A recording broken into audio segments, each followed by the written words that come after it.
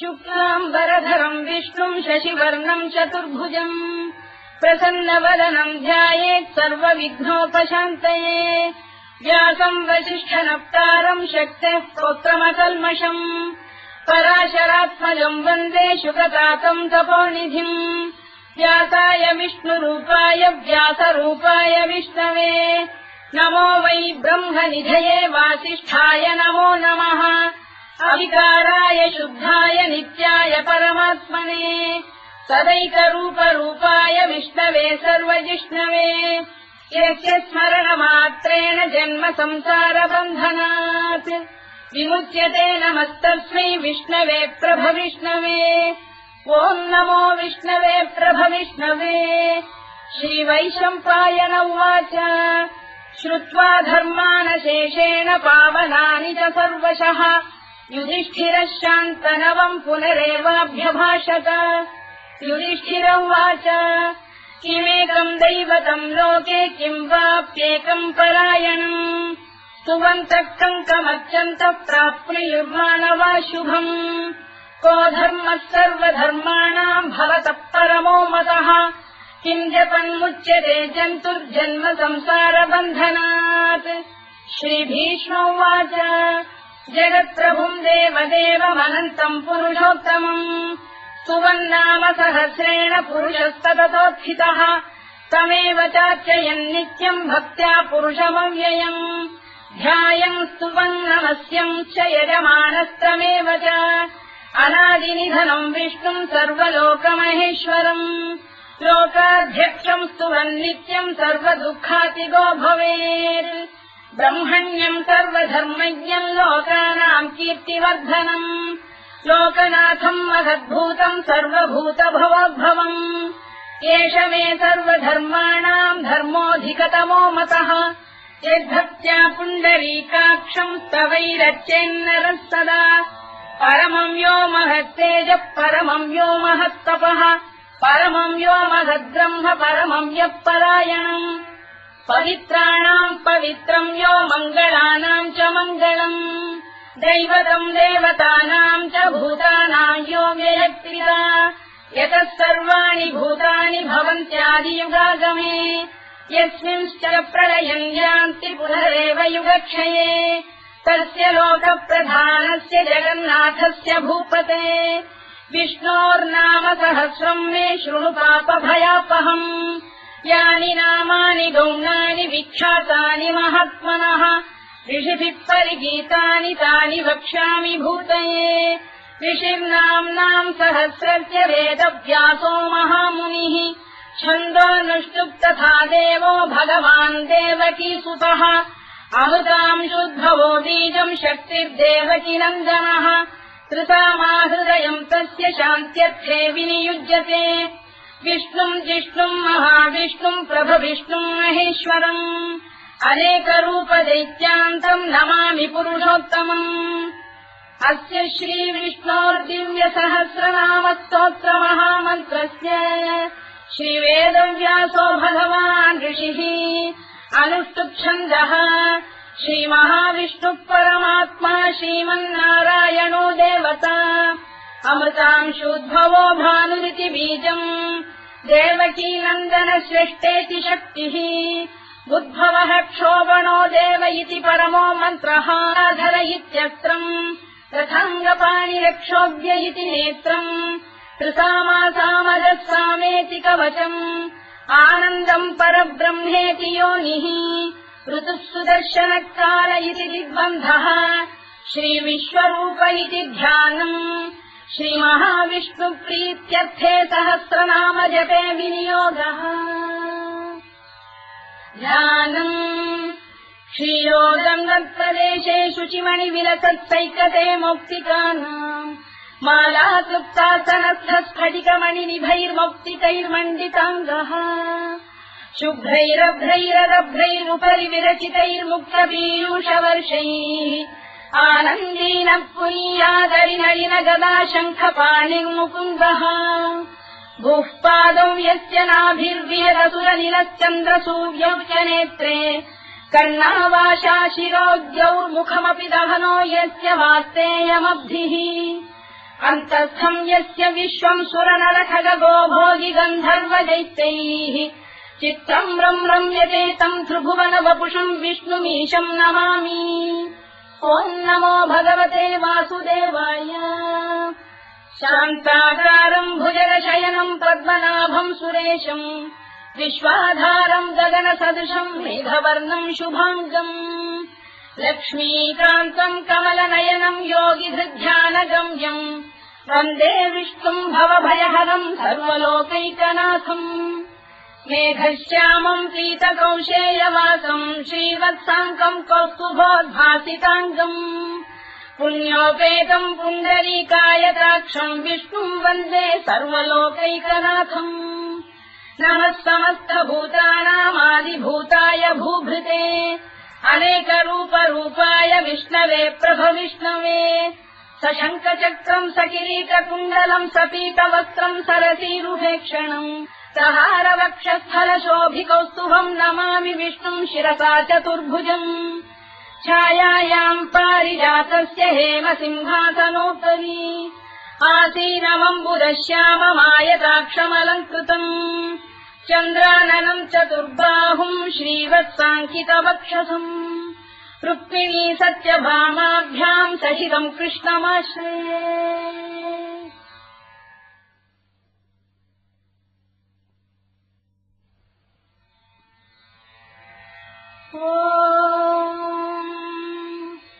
विश्वम् विष्णुर्वशत्कारो भूतभव्य भवत्प्रभुः भूतभृद्भावो भूतात्मा भूतभावनः भूतात्मा परमात्मा च मुक्तानाम् परमागतिः अव्ययः पुरुषः साक्षी क्षेत्रज्ञोऽक्षर एव च योगो योगविदाम् नेता प्रधानपुरुषेश्वरः नारसिंहवपुः श्रीमान् केशवः पुरुषोत्तमः सर्वः शर्वः शिवस्थाणुर्भूतादिर्निधिरव्ययः सम्भवो भावनो भर्ता प्रभवः प्रभुरीश्वरः स्वयम्भूः शम्भुरादित्यः पुष्कराक्षो महास्वनः अनादिनिधनो धाता विधाता धातुरुत्तमः अप्रमेयो ऋषिकेशः पद्मनाभोऽमरप्रभुः विश्वकर्मा मनुस्पष्टा स्थविष्ठस्थविरो ध्रुवः अग्राह्यः शाश्वतः कृष्णो लोहिताक्षप्रदर्दनः प्रभूतस्त्रिकतुर्धाम पवित्रम् मङ्गलम् परम् ईशानप्राणदप्राणो ज्येष्ठः श्रेष्ठः प्रजापतिः हिरण्यगर्भो भूगर्भो माधवो मधुसूदनः ईश्वरो विक्रमी धन्वी मेधावी विक्रमक्रमः अनुत्तमो दुराधर्षः कृतज्ञः कृतिरात्मवान् सुरेशः शरणम् शर्म विश्वरेता प्रजाभवः अधः संवत्सरो व्यालप्रत्ययः सर्वदर्शनः अजः सर्वेश्वरः सिद्धः सिद्धिः सर्वादिरच्युतः वृषाकपिरमेयात्मा सर्वयोगविनिसृतः वसुर्वसुमनः सत्यः समात्मा संविदः समः अमोघः पुण्डरीकाक्षो वृषकर्मा वृषाकृतिः रुद्रो बहुशिरा बभ्रुर्विश्वयोनिः शुचिश्रवाः अमृतः शाश्वतस्थाणुर्वरारोहो महातपाः सर्वगः सर्वविद्वानुर्विश्वरवित्कविः लोकाध्यक्षः सुराध्यक्षो धर्माध्यक्षः कृताकृतः चतुरात्मा चतुर्व्यूहश्चतुर्दंष्टश्चतुर्भुजः भ्राजिष्णुर्भोजनम् भोक्ता सहिष्णुर्जगदादिजः अनघो विजयो जेता विश्वयोनिः पुनर्वसुः उपेन्द्रो वामनः प्रांशुरमोघः शुचिरूर्जितः अतीन्द्रः सङ्ग्रहः सर्गो धृतात्मा नियमो यमः वेद्यो वैद्यः सदा योगी वीरः माधवो मधुः अतीन्द्रियो महामायो महोत्साहो महाबलः महाबुद्धिर्महावीर्यो महाशक्तिर्महाद्युतिः अनिर्देश्य वपुः श्रीमान् अमेयात्मा महादृधृत् महेश्वासो महीभक्तः श्रीनिवासः सताङ्गतिः अनिरुद्धः सुरानन्दो गोविन्दो गोविदाम्पतिः मरीचिर्दमनो हंसः सुपर्णो भुजगोत्तमः हिरण्यनाभः सुतपाः पद्मनाभः प्रजापतिः अमृत्युः सर्वदृक्सिंहः सन्धाता सन्धिमान् स्थिरः अजो दुर्मर्षणः शास्ता विश्रुतात्मा सुरारिः गुरुर्गुरुतमो धाम सत्यः सत्यपराक्रमः निमिषो निमिषस्रग्वी वाचस्पतिरुदारधीः अग्रणी ग्रामणी श्रीमान् न्यायो नेता समीरणः सहस्रमूर्धा विश्वात्मा सहस्राक्षः सहस्रपात् आवर्तनो निवृत्तात्मा संवृतः सम्प्रमर्दनः अधः संवक्तको गन्धिरनिरोधरणीधरः सुप्रसादप्रसन्नात्मा विश्वधृत् विश्वभुग्विभुः सत्कर्ता सत्कृतः साधुर्जह्नुर्नारायणो नरः असङ्ख्येयोऽप्रमेयात्मा विशिष्टः शिष्टकृच्छुचिः सिद्धार्थः सिद्धसङ्कल्पः सिद्धिदः सिद्धिसाधनः वृषाही वृषभो विष्णुर्वृषपर्वा वृषोदरः वर्धनो वर्धमानश्च विविक्तः श्रुतिसागरः सुभुजो दुर्धरो वाग्मी महेन्द्रो वसुदो वसुः नैकरूपो बृहद्रूपः शिपिविष्टप्रकाशनः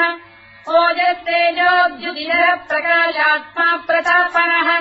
वृद्धस्पष्टाक्षरो मन्त्रश्चन्द्रांशुर्भास्करद्युतिः अमृतांशुद्भवो भानुः शशबिन्दुः सुरेश्वरः औषधम् जगतः सेतुः सत्यधर्मपराक्रमः भूतभव्यभवन्नाथः पवनः पावनो नलः कामः कामकृत्कान्तः कामः कामप्रदप्रभुः युगादिकृद्युगावर्तो नैकमायो महाशनः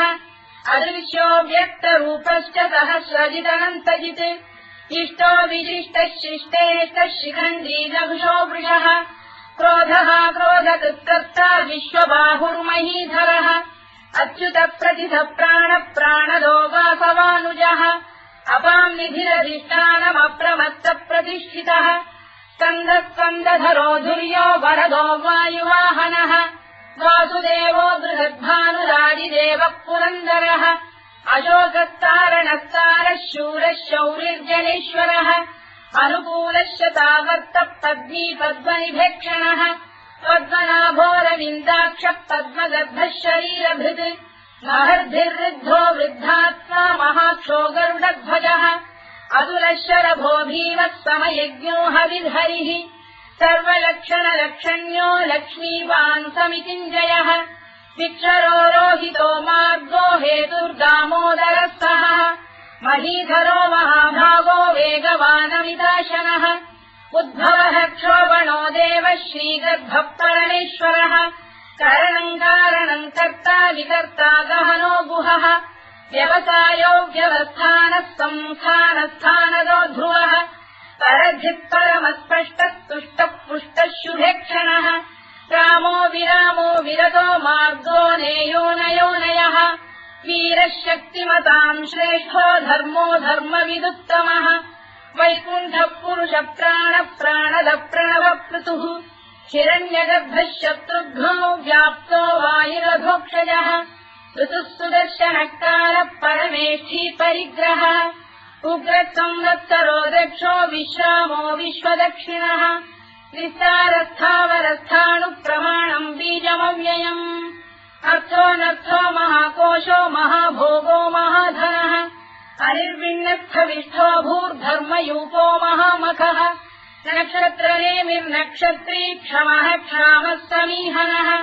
यज्ञयुज्यो महेज्यश्च क्रतुः सत्रम् सदाम् गतिः सर्वदर्शी विमुक्तात्मा सर्वज्ञोद्यानमुत्तमम् सुव्रतः सुमुखः सूक्ष्मः सुघोषः सुखरः सुहृत्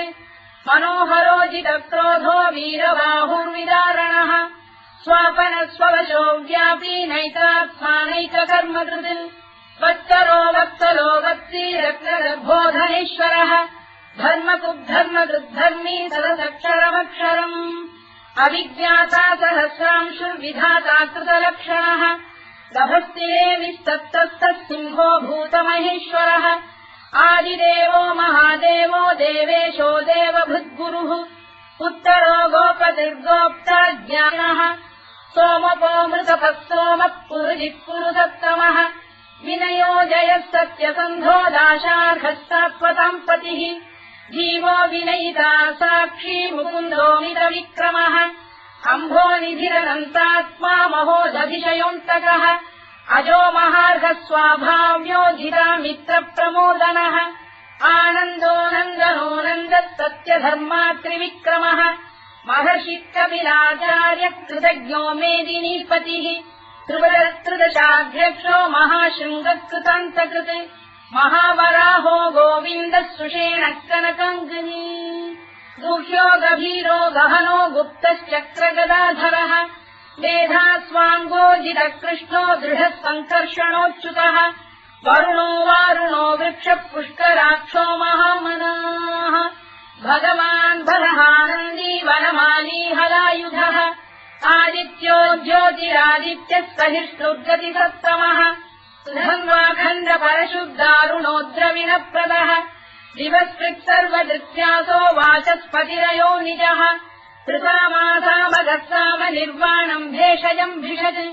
सन्न्यासवृक्षमशान्तो निष्ठा शान्तिः परायणम् शुभाङ्गः शान्तिदश्रेष्टा कुमुदः कुवलेशयः गोहितो गोपदैर्गोप्ता वृषभाक्षो वृषप्रियः अनिवर्ती निवृत्तात्मा संक्षेप्ताक्षेमकृत् शिवः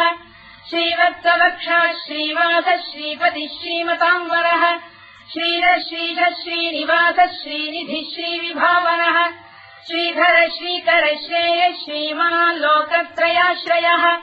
स्वक्षस्वङ्गः शतानन्दो नन्दिर्ज्योतिर्गणेश्वरः विदितात्मा विधेयात्मा तत्कीर्तिच्छिन्न संशयः उदीर्णः सर्वतश्चक्षुरनीशः शाश्वतस्थिरः भूषयो भूषणो भूतिर्विशोकः शोकनाशनः अर्चिष्मानर्चितः कुम्भो विशुद्धात्मा विशोधनः अनिरुद्धो प्रतिरथ प्रद्युम्नोमितविक्रमः कालनेमिनिहावीरः शौरिः शूरजनेश्वरः त्रिलोकात्मा त्रिलोकेशः केशवः केशिहा हरिः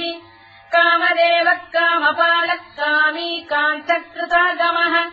अनिर्देश्य वपुर्विष्णुर्वीरोऽनन्तो धनञ्जयः ब्रह्मण्यो ब्रह्मकृद्ब्रह्मा ब्रह्म ब्रह्मनिवर्धनः ब्रह्मविद्ब्राह्मणो ब्रह्मी ब्रह्मज्ञो ब्राह्मणप्रियः महाक्रमो महाकर्मा महातेजा महोरगः महाक्रतुर्महायज्वा महायज्ञो महाहविः स्तव्यस्तव प्रियस्तोत्रम् स्तुतिस्तोतारणप्रियः पूर्णः पूरयिता पुण्यः पुण्यकीर्तिरनामयः मनोजवस्तीर्थकरो वसुरेता वसुप्रदः वसुप्रदो वासुदेवो वसुर्वसुमनाहविः सद्गतिः सत्कृतिः सत्ता सद्भूतिः सत्परायणः शूरसेनो यदुश्रेष्ठः सन्निवासः सुयामुनः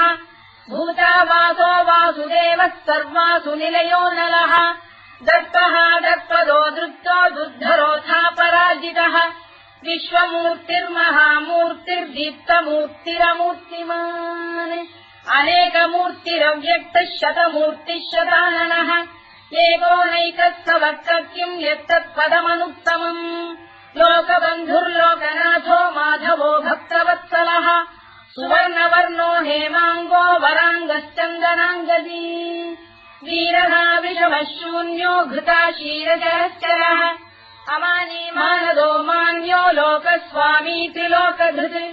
सुमेधा मेधजो धन्यः सत्यमेधाधराधरः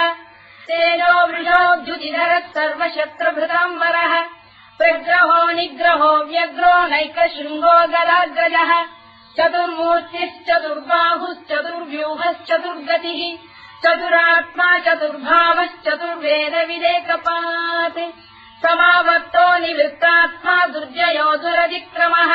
दुर्लभो दुर्गमो दुर्गो दुरावासो दुरारिः शुभाङ्गो लोकतारङ्गः सुतन्तु वर्धनः इन्द्रकर्मा महाकर्मा कृतकर्मा कृतागमः उद्भवः सुन्दरः सुन्दो रक्तनाभः सुलोचनः अल्पो वाजसनः शृङ्गी जयन्तः सर्वविद्ययी सुवर्णबिन्दुरक्षोभ्यः सर्ववागीश्वरेश्वरः महाह्रदो महागर्तो महाभूतो महानिधिः कुमुदकुन्दरकुन्दः पर्जन्यः पावनो निलः अमृताशोऽमृतवपुः सर्वज्ञः सर्वतोमुखः सुलभः सुव्रतः सिद्धः शत्रुजिच्छत्रुतापनः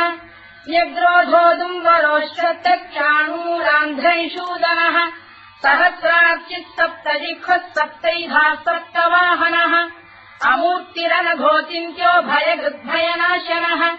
अणुबृहत्कृशस्थूलो गुणभृन्निर्गुणो महान् अधृतस्वधृतस्वास्य प्राग्वंशो वंशवर्धनः भारभृत्कथितो योगी योगीशः सर्वकामदः आश्रमश्रवणः क्षामः सुपर्णो वायुवाहनः धनुर्धरो धनुर्वेदो दण्डो दमयिता दमः अपराजितः सर्वसहो नियन्ता नियमो यमः सत्त्ववान् सात्विकः सत्यः सत्यधर्मपरायणः अभिप्रायप्रियार्होः प्रियकृत्प्रीतिवर्धनः विधायतगतिर्ज्योतिः सुरुचित्कुतभुक्विभुः रविर्विरोचनः सूर्यः कवितारविलोचनः अनन्तो हुतबुद्भोक्ता सुखदो नैकजोऽग्रजः अनिर्विण्णः सदामर्षी लोकाधिष्ठानमद्भुतः सनातनतमः कपिलः कपिरव्ययः स्वस्तिदः स्वस्तिकृत् स्वस्ति स्वस्तिभुक् स्वस्ति दक्षिणः अरौद्रः कुण्डली चक्री विक्रम्यूर्जितशासनः शब्दातिकः शब्दसः शिशिरः शर्वरीकरः अक्रूरप्रेषलो दक्षो दक्षिणः क्षमिणाम्बरः विद्वत्तमो वीतभयः पुण्यश्रवणकीर्तनः उत्तारणो दुष्कृतिः पुण्यो दुःस्वप्ननाशनः वीरः रक्षणः सन्तो जीवनः पर्यवस्थितः अनन्तरूपोऽनन्तश्रीर्जितमन्युर्भयापहः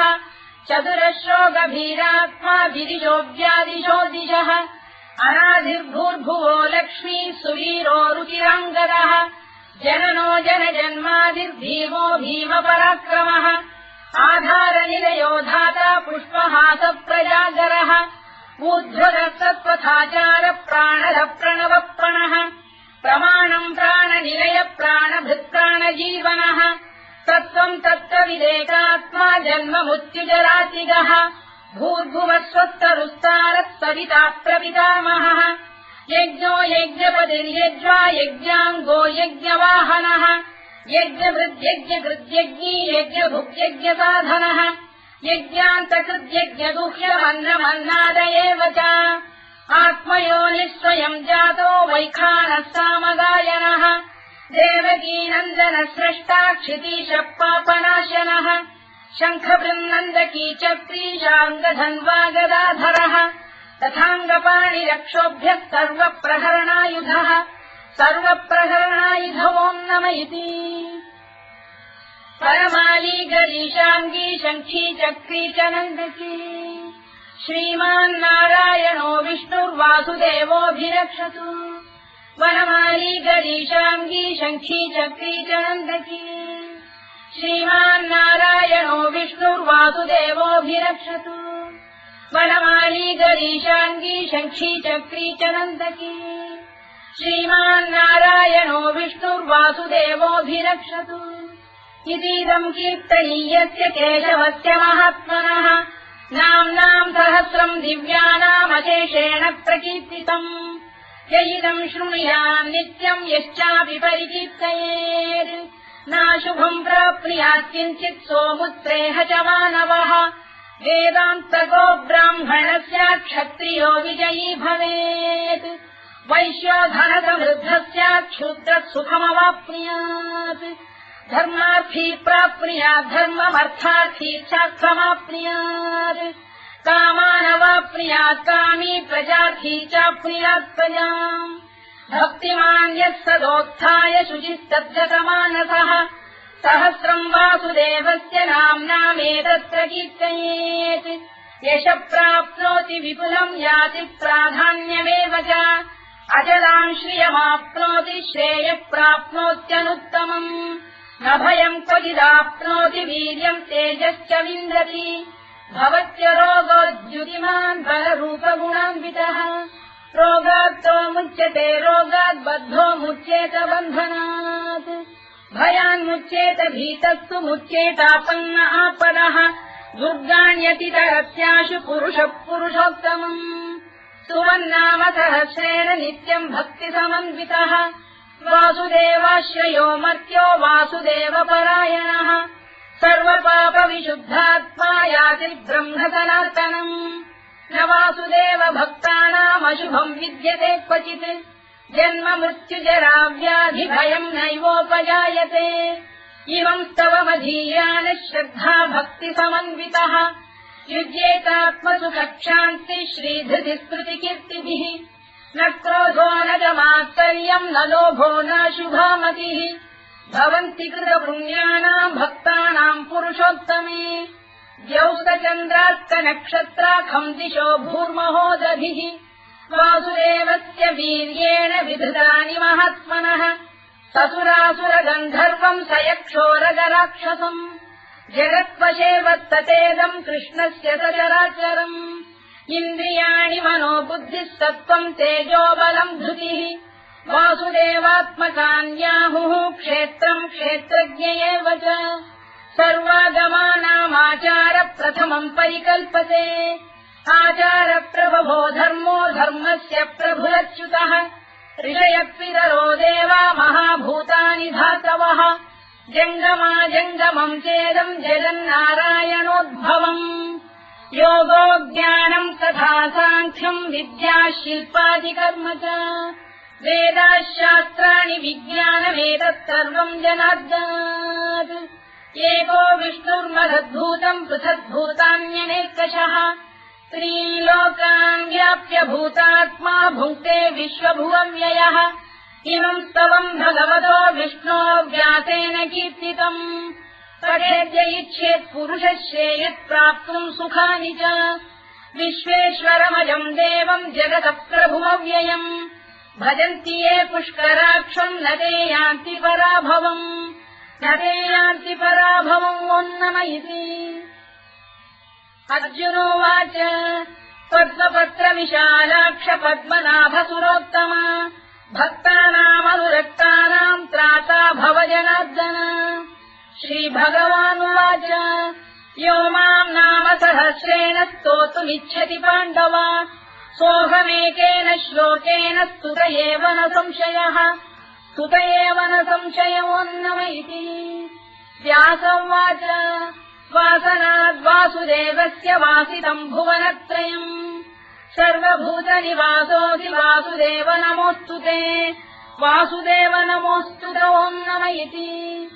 पार्वत्युवाच केनोपायेन लघुना विष्णोर्नाम सहस्रकम् पठ्यते पण्डितैर्नित्यम् श्रोतुमिच्छाम्यहम् प्रभो ईश्वरोवाच श्रीराम राम रामेति रमे रामे मनोरमे सहस्रनाम तत्तुल्यम् राम नाम वरानने श्रीराम राम रामेति रमे रामे मनोरमे सहस्रनाम तत्तुल्यम् राम नाम वरानने श्रीराम राम रामेति रमे रामे मनोरमे सहस्रनाम तत्तुल्यम् राम नाम वरानने राम नाम वराननमोन्नमयिति ब्रह्मोवाच नमोऽस्त्वनन्ताय सहस्रमूर्तये सहस्रपादाक्षि शिरोरुबाहवे सहस्रनाम्ने पुरुषाय शाश्वते सहस्रकोटियुगधारिणे नमः सहस्रकोटियुगधारिणे नमोन्नमयिति सञ्जय उवाच यत्र योगेश्वर कृष्णो यत्र पार्थो धनुर्धरः तत्र श्रीविजयो भूतिर्ध्रुवानीतिर्मतिर्मम श्रीभगवानुवाच अनन्याश्चिन्तयन्तो मां ये जनाः पर्युपासते तेषाम् नित्याभियुक्तानाम् योगक्षेमम् वहाम्यहम् परित्राणाय साधूनाम् विनाशाय च दुष्कृताम् धर्म संस्थापनार्थाय सम्भवामि युगे युगे आर्ता विषण्णाः शिथिलाश्च भीता घोरेषु च व्याधिषु वर्तमानाः संकीर्त्य नारायण शब्दमात्रम् विमुक्त दुःखाः सुखिनो भवन्तु कायेन वाचा मनसेन्द्रियैर्वा बुद्ध्यात्मना वा प्रकृते स्वभावात् करोमि यद्यत् सकलम् परस्मै नारायणायेति समर्पयामि।